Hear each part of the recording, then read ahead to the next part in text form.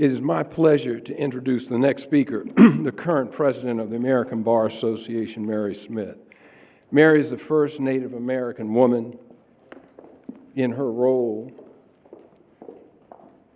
as the president of the largest professional association in the world. Graduate of the University of Chicago and Loyola University. She has done amazing things in the public sector, the political sector, the private sector. And you know what? The one thing that I am most proud to tell you about Mary is that she is the founder and president and chair of the Carolyn Ora Smith Foundation, named after her mother and her grandmother, works to train Native American girls in the STEM fields, science, technology, engineering, and math. But she also, as president of the American Bar Association, appointed the Task Force for Democracy, for American democracy, co-chaired by former U.S. Circuit Court Judge J. Michael Ludick and former Secretary of Homeland Security Jeh Johnson. Mary, your work is stellar. We appreciate your being here. Keep up the good work. Mary Smith, President of American Bar.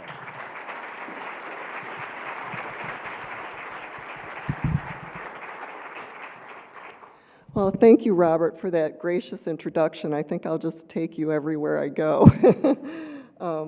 I want to thank John, of course, for all the work he does every day, and he's tireless, as you all can see, and to the whole Legal Services Board, of which Robert's a member. So grateful to all the work you all do. And thank you to Northwestern Law School for hosting us today, and Dean Osofsky. And I want to acknowledge the Executive Director of the American Bar Association, Alpha Brady.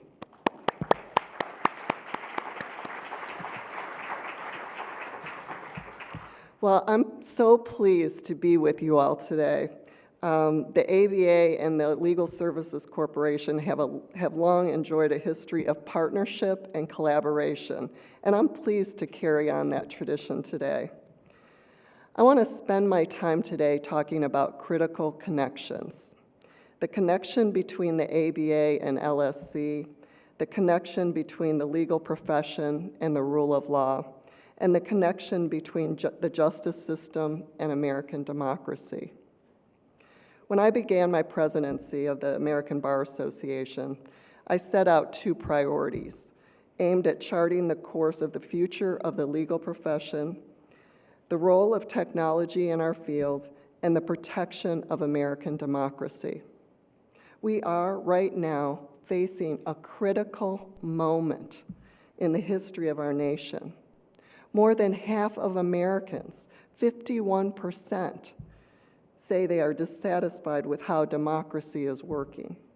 Less than 1/3 of millennials consider it essential to live in a democracy. And 1 in 5 U.S. adults can't name any of our branches of government. With these trends we're seeing, it's the responsibility of every citizen, and especially those of us who have dedicated our lives to the field of the law, to ask ourselves, why do people feel this way? What is the data telling us? Perhaps the message we should be receiving is that for large swaths of our populace, the system is not working. The system doesn't work when low-income Americans don't receive any or enough legal help for 92%. That's right, 92% of their civil legal problems. It doesn't work when the disabled veteran with severe PTSD is denied her benefits not once, not twice, but 3 times.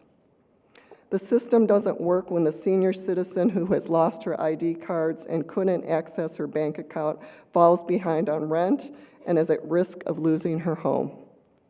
It doesn't work when the mother whose son with developmental disabilities has to fight to get Social Security income they are qualified for in order to help provide for the care her child needs.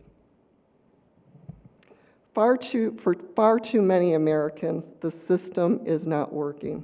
The scales of justice are imbalanced, leaving millions to struggle with issues like debt, eviction, foreclosures, repossessions, and family safety matters without the necessary legal help. For decades, the American Bar Association has advocated for legal services funding as the embodiment of the federal government's role in securing the core American value of equal justice under law, a value that is crucial to our national democratic system. And yet, as the numbers tell us, we continue to fall short. The inadequate funding of legal representation for low-income Americans was illuminated by a report released at the end of last year by the American Bar Association. It provides a stark look at the national distribution of legal aid resources. Nationwide, there are just 2.8 paid legal aid lawyers for every 10,000 U.S. residents in poverty. The report also detailed the number and location of paid civil legal aid attorneys, finding that they make up less than 1% of the 1.3 million lawyers in the country. The bottom line is clear, although distressing. There simply aren't enough legal aid lawyers for all low-income Americans facing civil legal issues. And as a result, many economically disadvantaged individuals must navigate complex legal systems alone, often facing adverse effects on crucial aspects of their lives. So, not to be a downer, so what can we all do to ensure that more people have equal access to lawyers? By examining the root causes of why so many lack legal representation, we can begin to implement effective strategies to improve access to justice.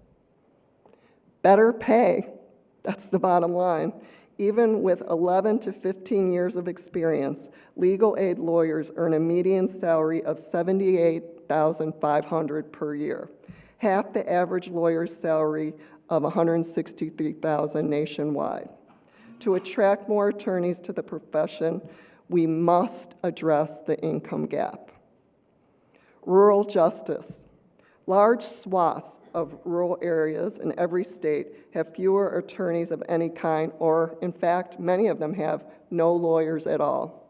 We must support programs that incentivize lawyers to move to rural areas, create online legal clinics, and continue experimenting with ways to bridge the rural justice gap. Adequate funding, you've heard about that already. LSC provides nearly $500 million to legal aid programs nationwide, distributed in proportion to poverty populations. State and local governments, as well as private philanthropy, attempt to fill the gap, but much, much, much more is needed. I gave remarks at our ABA House of Delegates meeting earlier this month in Louisville, where I spoke about the need to meet this moment in our country's history, and to do that by meeting people where they are. Democracies thrive when every citizen believes they have access to the legal system. We must meet people, including those with low incomes, where they are, in order to fulfill our nation's promise of justice for all.